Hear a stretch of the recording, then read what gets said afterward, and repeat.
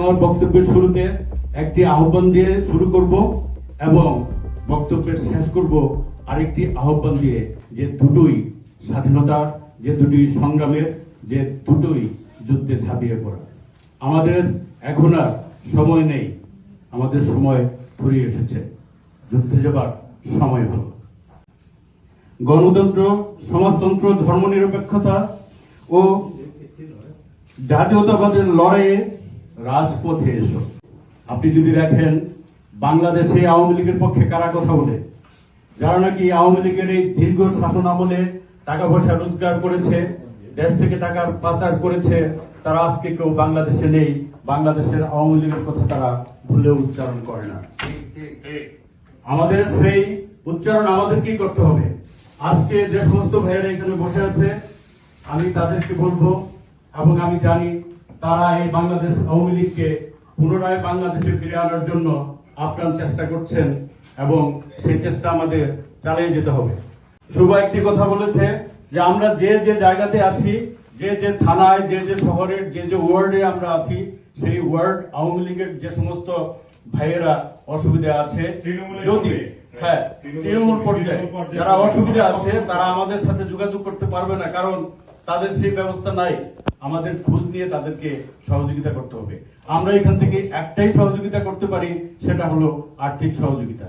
একজন ওয়ার্ড আওয়ামী লীগের president secretary অথবা সে যাই হোক অর্গানাইজিং সেক্রেটারি এখন যে অ্যাক্টিভ আছে, তার নাম্বার সংগ্রহ করে তাকে যদি আমরা কিছু টাকা, আমাদের $50 পাঠিয়ে দিলেও দেখা যাবে যে 5 জনের 3-4 বেলার খাবার হচ্ছে, 5টি ফ্যামিলি, ওরাও ওইখানে ভালো থাকবে। টেলিফোন করে তাদেরকে ইন্সপায়ার করা যে হ্যাঁ আমরা আছি তোমাদের সাথে, তোমরা ওখানে গ্রামীণ পর্যায়ে কাজ করো। এগুলোই হবে আমাদের এখনকার যে কর্মকাণ্ড সেগুলো। কারণ আমরা এখন দেশে যে অস্ত্র চালাতে পারবো না, এইখান থেকে এটা সম্ভব না। এটা কেউ যদি কল্পনা করে তাহলে সেটা হবে ভুল।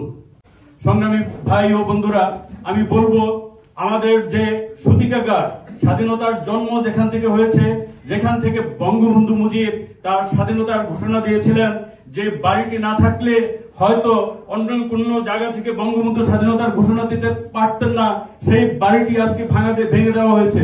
সেই বাড়িটা ভেঙে দেওয়ার অর্থ হলো আমাদের সব বাড়ি ভেঙে দেওয়া হয়েছে, আমাদের কোনো বাড়ি নেই।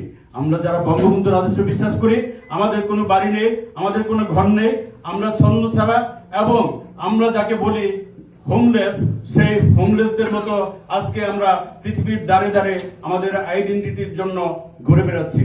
আমাদের এই আইডেন্টিটিকে ফিরে আনতে হবে, আমাদের দেশকে রক্ষা করতে হবে, আমাদের জনগণকে এই ফেসিবাদের হাত থেকে, এই ইউনূস, জামাত এবং ছাত্র শিবির এবং এনসিপি, এই ফেসিবাদের হাত থেকে আমাদের দেশকে রক্ষা করতে হবে, এবং সেই দেশের রক্ষার নেতৃত্ব দেবে জননেত্রী শেখ হাসিনা। একজন বক্তা বলে গেছেন বঙ্গবন্ধুর বাড়ির প্রতিটি ধূলিকণা কথা বলে, বঙ্গবন্ধুর বাড়ির প্রতিটা ধূলিকণা বলে জয় বাংলা, জয় বঙ্গবন্ধু।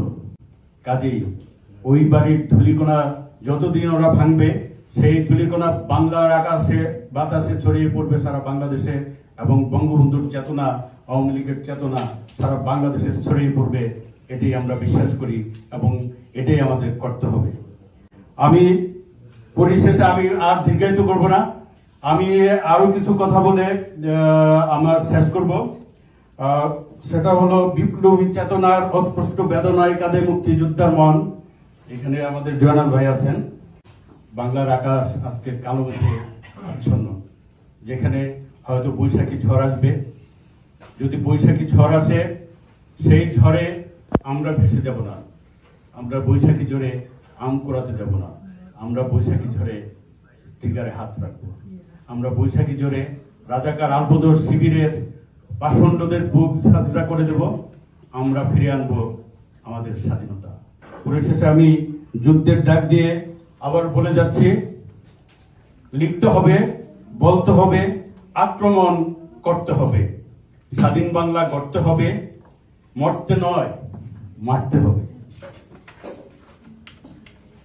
ট্রিগারে হাত রাখতে হবে, রাজাকারদের মারতে হবে, বঙ্গবন্ধুর সোনার বাংলায় যুদ্ধ খেলা খেলতে হবে। জয় বাংলা, জয় বঙ্গ।